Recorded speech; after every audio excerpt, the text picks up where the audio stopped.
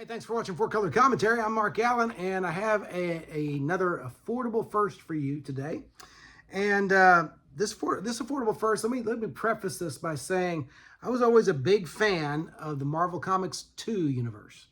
Now, I don't know what its actual number is as far as the Marvel universe says, but it was Marvel Comics 2 or M2 back in the 90s when Spider-Girl was introduced in A-Next and the others, Fantastic Five and all of that good stuff. But I always liked that universe because it went back to the simplicity of early Marvel, and because it was derivative, it had to be. Spider-Girl was the daughter, May Parker, the daughter of Peter and Mary Jane Parker, so kind of wish fulfillment.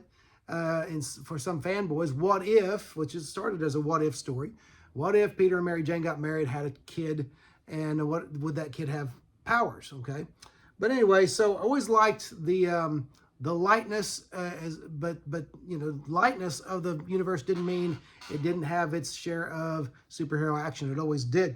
But this is issue number 6 of Spider-Girl, and this is the introduction of Ladyhawk. Now, upon first glance, one might make some assumptions about who Ladyhawk is. I'm going to share Ladyhawk's secret identity and history with you, but if you don't want spoilers, if you want to hunt this down yourself, I suggest you turn off this video, okay? And just go look for Ladyhawk, the first appearance of Ladyhawk from 1999, Spider-Girl number 6. But anyway, Ladyhawk, I should say the Ladyhawk twins, because there's 2 of them, Rosetta and Regina. Rosetta, who is a skilled fighter. Regina, who is skilled and knowledgeable in technology.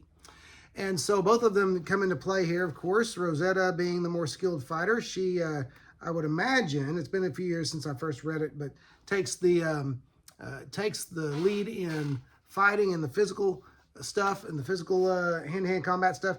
But then Regina develops the weapons, I would imagine, you know, with like the sonic screech there, okay, that she wears on her, that they wear on their wrist, and it takes people, obviously a sonic weapon there that takes out the bad guys. All right. So anyway, Rosetta and Regina Morgan, they are the daughters of, and this is kind of a flashback to old Marvel, classic Marvel. They are the daughters of Boss Morgan. You remember Boss Morgan? You older readers, you will if you're familiar at all with Marvel in the 80s and back, maybe the 90s as well. But Boss Morgan was kind of Harlem's answer to the Kingpin for a long time, and he was the crime boss in the Harlem area, and lots of you know, he had his finger in every pie, so to speak, and so, you know, another one of the many interesting crime bosses of Marvel's universe. So anyway, in the M2 universe, or Marvel Comics 2 universe, he's still around, and he is the father to Rosetta and Regina Morgan, Ladyhawk. There is a connection, I forget exactly what it is, to the Falcon, but their costume, obviously, and I like the costume, it is reminiscent of the Falcon's first costume. And I think it has to do with Falcon's rivalry, Sam Wilson's rivalry for a long time with Boss Morgan. But there may be something there, and even if I know, I don't really want to give too much away because I want to give you the chance to go hunt this down yourself. But anyway, you know, this I mentioned that this book and this whole universe, this series especially, this was, at the time it came out, this was the Spider-Man series that I had wanted for a long time. This, and I'll give you another, just clue you in, Untold Tales of Spider-Man. That's another one that was running in the 90s. It was a 99-cent comic book on the stands with more expensive comics.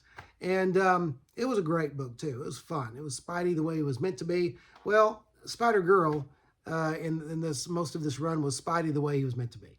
Okay, so great superhero action, still lighthearted, still some humor, and there's some very, very tense and dramatic moments, but it didn't go dark like so many of Marvel's titles did soon after this. It didn't go dark. Now, of course, these days there's for the last 20 years or so, there is a new a big event once or twice every year. They cease to be big events when they do that. And the big events always have some dark, some dark end. Who's gonna be turned into a villain? Who's going to die, only to be brought back later? Who's going to decide? Who's going to let us down in their heroism? There's just all kinds of. It always goes to the dark place. This is something better. This is something that's more lighthearted and exciting and fun. And so anyway, I do recommend Spider-Girl #6, first appearance of Ladyhawk, but I recommend Spider-Girl, the Spider-Girl title, the first one, the series, Volume 1, and recommend all the other the Marvel Comics 2 universe titles as well. But anyway, this is Spider-Girl #6, 1999, first appearance of Ladyhawk.